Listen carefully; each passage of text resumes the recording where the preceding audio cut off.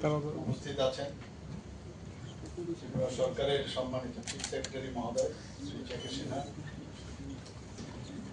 DGP সাহেব শ্রী অনুরাগজি, শ্রী আর কে সামত পিসিসিএল এবং revenue ডিপার্টমেন্টের যিনি সেক্রেটারি আছেন, যিনি ওনার স্বাগত ভাষণ আমাদের সামনে রেখেছেন এবং কি করতে যাচ্ছি আমরা সেই বিষয়ে উনি বিস্তারিত আলোচনা আমাদের সামনে রেখেছেন শ্রী বিজেশ পান্ডে মহোদয়।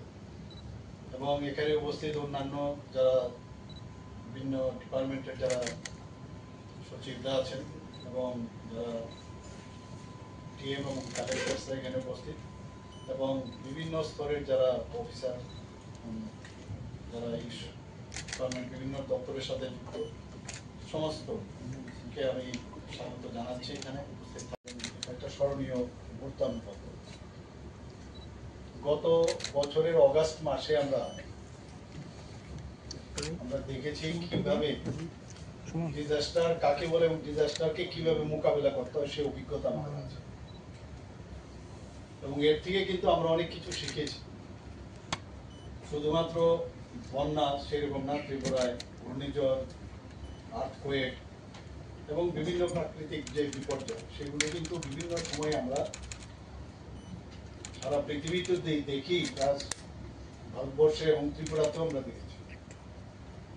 এখানে 2018 এবং 2024 সালের কথা যদি বলি, আমরা এখানে বিধ্বংসী বন্যা আমি বলবো এবং ঘূর্ণিঝড় রেমাল যেটা 2024-এ হয়েছিল এবং মোচা 2023 এবং চিত্রাং 2022-এ আমরা কিন্তু তৈরি ছিলাম বিভিন্ন সময়ে যখন এই ঘটনাগুলো আমাদের সতর্ক থাকার জন্য যখন দিল্লি থেকে বা আমাদের বিভিন্ন সোর্স থেকে যখন আমরা জানতে পারলাম আমরা কিন্তু তৈরি ছিলাম।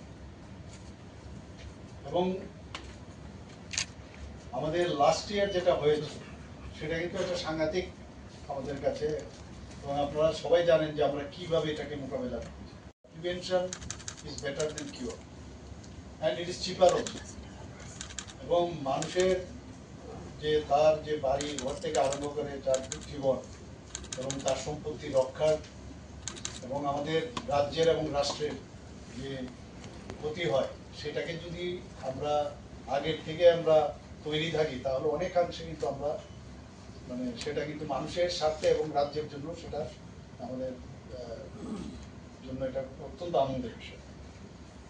আমি আজকে এখানে যে স্টেট ডিজাস্টার ম্যানেজমেন্ট প্ল্যান 2024-25 যেটা চালু হলো, এই ক্ষেত্রে আমি যতটুকু বুঝলাম এবং যা দেখলাম যে আগামী দিনে আমাদের মাননীয় প্রধানমন্ত্রীজি যে 10 পয়েন্ট এজেন্ডা এটা উনি রেখেছেন, সেন্দাই ফ্রেমওয়ার্ক উনি রেখেছেন, যাতে করে আমাদের যে ঝুঁকিগুলো আসে বিভিন্ন সময়ে বিভিন্ন সমস্যা কি কি হতে পারে এবং তাতে একটা পার্মানেন্ট যখনই এই ধরনের প্রবলেম হবে আমরা পার্মানেন্টলি যেন আমরা তৈরি থাকি, যেটা এই বছর আমরা করলাম আবার চুপ হয়ে গেলাম। যে কোনো সময় যে কোনো বিষয়, বন্যা তো একটা পার্টিকুলার টাইমে আমরা জানি ওই সময় হয়, কিন্তু ভূমিকম্প তো কখন যে কোনো সময় আসতে পারে বা অন্যান্য যেসব দুর্যোগপূর্ণ বিষয় যে সব দিক দিয়ে যদি আমরা রেডিনেস থাকে 24/7 প্লাস 365 ডেজ আমাদের রেডি থাকতে হবে। তার জন্য আজকের যে 6টা যে এখানে উদ্বোধন হলো সত্যি এটা আমাদের জন্য কাজে আসবে। এবং এখানে যে রেট্রোফিটিং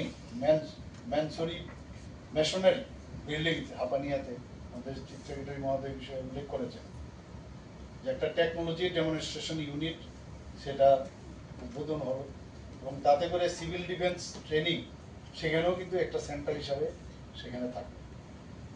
শুধু সিভিল ডিফেন্স ট্রেনিং সাথে আপদা মিত্র তাদেরও কিন্তু ট্রেনিং সেখানে হবে। ভবিষ্যতে হয়তো বা আরো যারা ভলেন্টিয়ার্স আছেন তাদেরকেও ট্রেনিং সেখানে সম্ভব হবে।